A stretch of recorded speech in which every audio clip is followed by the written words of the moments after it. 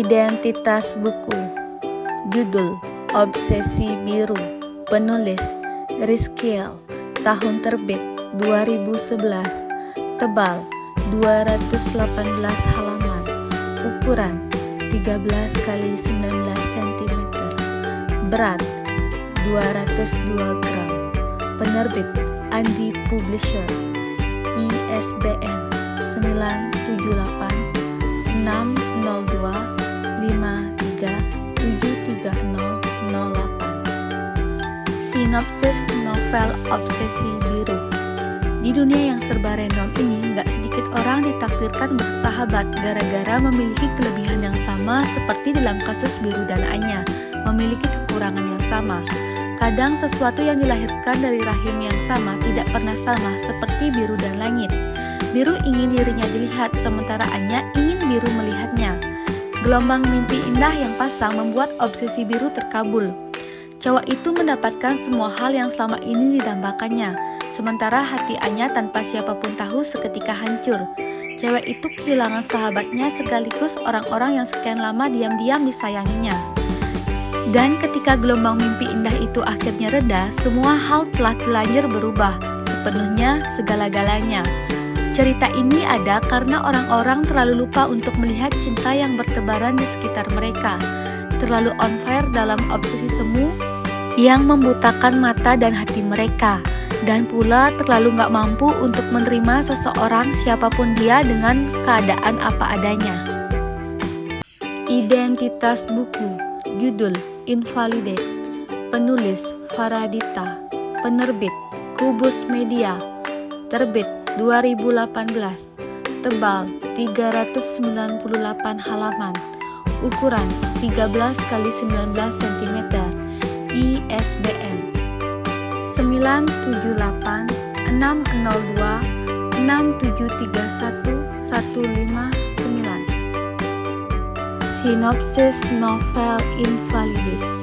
Sangat cerdas dalam meremehkan orang lain, pandai berkelahi, dan juga mahir menyakiti perempuan adalah penjelasan paling kuat siapa itu Dewa Pradipta. Tapi kearoganannya tidak berpengaruh pada seorang gadis berpakaian kuno Pelita Senja. Dewa terusik oleh Pelita yang selalu menanggapi sikap kasarnya dengan senyuman, apalagi ketika gadis itu memaksa untuk mengatur hidupnya, tanpa menyadari akibat yang mungkin bisa menyakiti dirinya sendiri.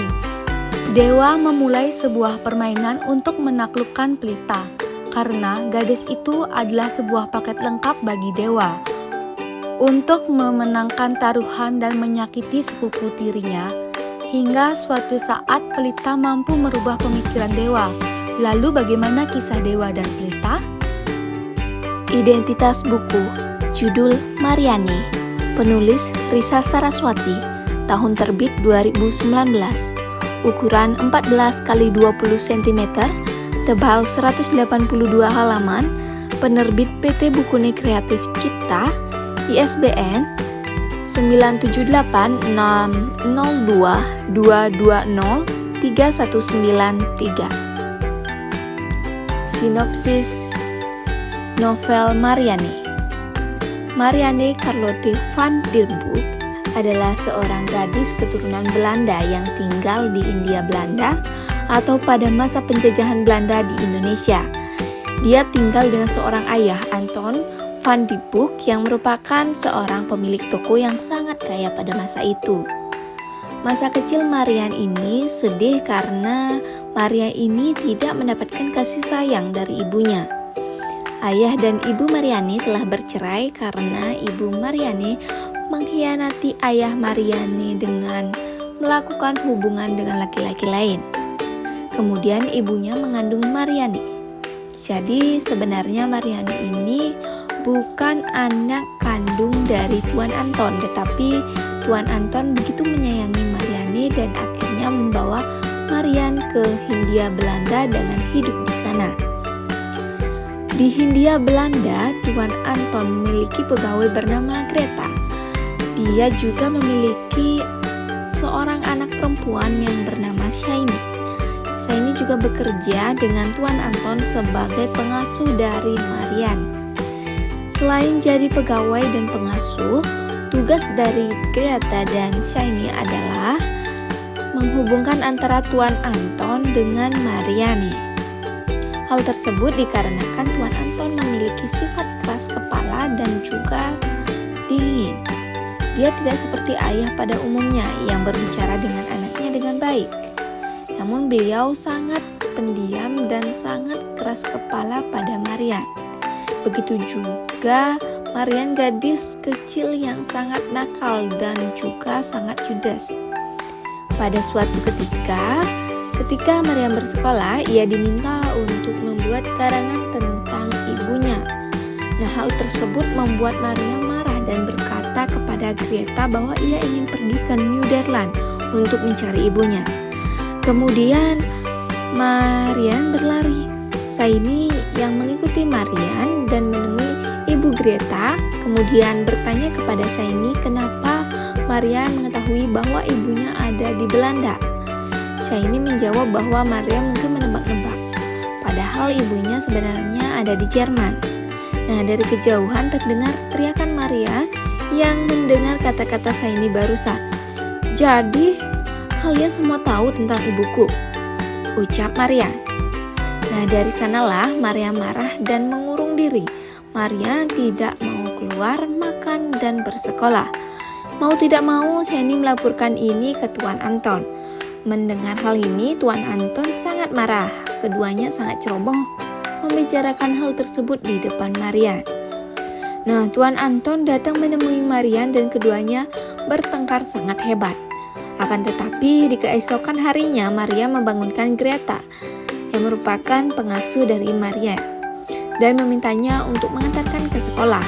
Ternyata Tuan Anton menjanjikan harapan kepada Marianne bahwa ia bisa bersekolah dengan baik, nanti dia akan dibawa ke Nederland.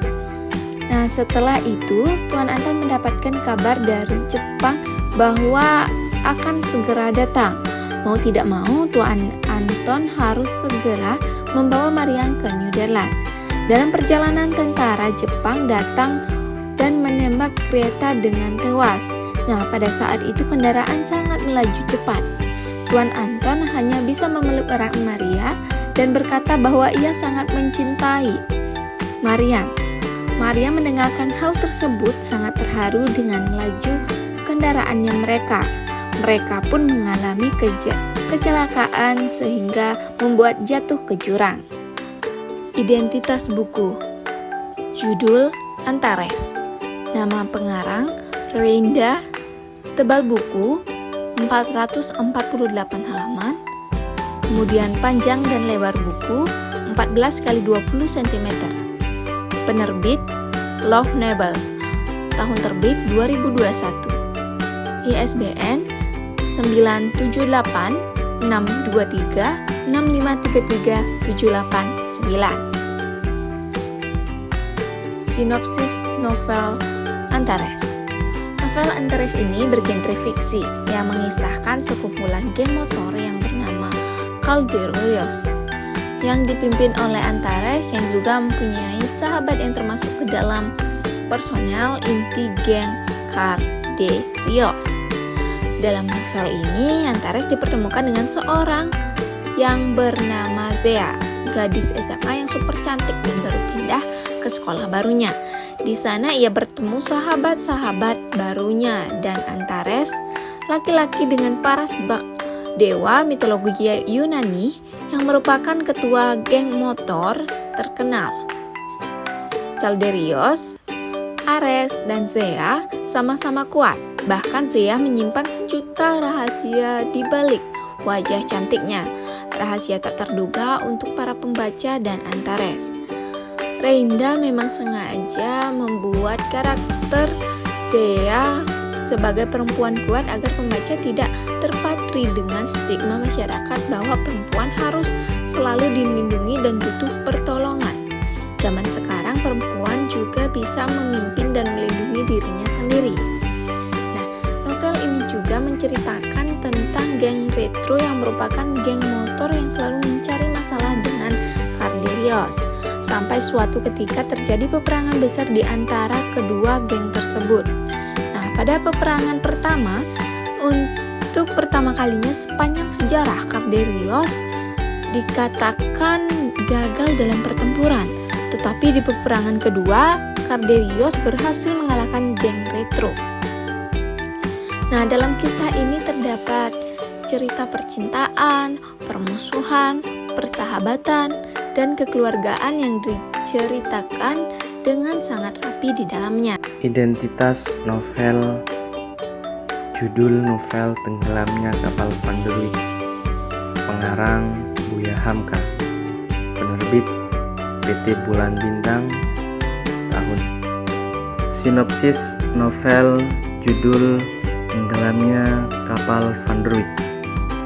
Cerita ini bermula dari seorang pria yang bernama Sutan yang membunuh saudara laki-laki ibunya karena masalah warisan, sehingga ia harus dihukum dengan diasingkan keluar dari Batipuh, Minangkabau, dan dipenjara di Cilacap selama 12 tahun. Usai menjalani hukuman tersebut, Sutan pun pergi merantau ke Makassar dan berjumpa dengan wanita bernama Daing Habibah. Ia lalu menikah dan memiliki seorang putra yang dinamai Zainuddin. Namun tak lama setelah melahirkan, Daing Habibah meninggal karena penyakit. Sutan pun menyusul tak lama setelah istrinya meninggal. Zainuddin yang hidup sebatang kara lalu diasuh oleh Mak Base. Setelah dewasa, Zainuddin memutuskan pergi ke tanah kelahiran ayahnya di Batipuh, Minangkabau. Akan tetapi bukannya disambut dengan baik oleh sanak keluarga sang ayah, Zainuddin malah diacuhkan. Sebabnya karena ia memiliki darah ibu dari luar suku Minangkabau. Ia dianggap sudah terputus darah dengan keluarganya di Batipuh, sebab daerah Minangkabau menganggap wanitalah yang menjadi kepala keluarga dan menjadi penyumbang keturunan. Di Minangkabau, Zainuddin memiliki seorang teman yang bernama Hayati, wanita asal Minang yang kerap kali menjadi tempat berkeluh kesah melalui surat. Keduanya sering bertemu dan lama-kelamaan saling mencintai karena Hayati merasa kasihan pada Zainuddin. Namun ibu Hayati menyuruh Zainuddin pergi keluar dari Batipuh karena tak suka dengan hubungan mereka. Zainuddin pun pergi ke Padang Panjang meninggalkan Hayati dan berjanji untuk setia. Ibu Hayati kemudian menjodohkan Hayati dengan Aziz, pria Minang yang berasal dari keluarga terpandang dan terkaya. Hayati mau tidak mau menerima pinangan Aziz dan menikah dengannya. Zainuddin yang mengetahui bahwa kekasihnya sudah menikah dengan pria lain, kemudian memutuskan pindah ke Batavia bersama dengan temannya yang bernama Mulu. Ia mulai menjadi seorang penulis dan karyanya disukai oleh banyak orang. Setelah ia kembali hijrah ke Surabaya dan tinggal di sana dengan pekerjaannya yang sudah mapan, tak disangka Aziz pun pindah ke Surabaya bersama Hayati istrinya. Namun karena sering bertengkar, rumah tangga Aziz dan Hayati terpaksa berpisah. Aziz yang dipecat dari pekerjaannya tak bisa lagi sombong dan terpaksa menumpang di rumah Zainuddin. Ia dan Hayati tinggal sementara di rumah mantan kekasihnya itu, yang kini sudah menjadi penulis terkenal. Karena frustasi, Aziz memutuskan bunuh diri dan menuliskan surat wasiat untuk Zainuddin. Ia meminta Zainuddin menjaga Hayati, akan tetapi Zainuddin menolak menerima Hayati kembali karena Hayati telah mengkhianati cintanya. Ia malah membelikan untuk Hayati sebuah tiket kapal Van der Wijk yang berlayar dari Jawa ke Sumatera. Dengan sedih karena suaminya meninggal dan Zainuddin menolaknya, Hayati pun pulang ke Minang. Di perjalanan, kapal Van der Wijk tenggelam di wilayah Tuban. Zainuddin yang mendengar kabar tersebut segera berangkat ke Tuban untuk mencari Hayati. Tak lama kemudian ia menemukan Hayati yang sedang sekarat dan kemudian meninggal dunia. Mulut teman Zainuddin mengatakan bahwa Hayati sebenarnya masih mencintai Zainuddin. Mendengar hal itu, Zainuddin menyesali dirinya. Setelah pemakaman Hayati, Zainuddin dilanda kesedihan panjang dan jatuh sakit pula. Kondisi tubuhnya menjadi lemah dan tak lama kemudian Zainuddin meninggal. Zainuddin dan Hayati dimakamkan berdampingan di tanah Jawa.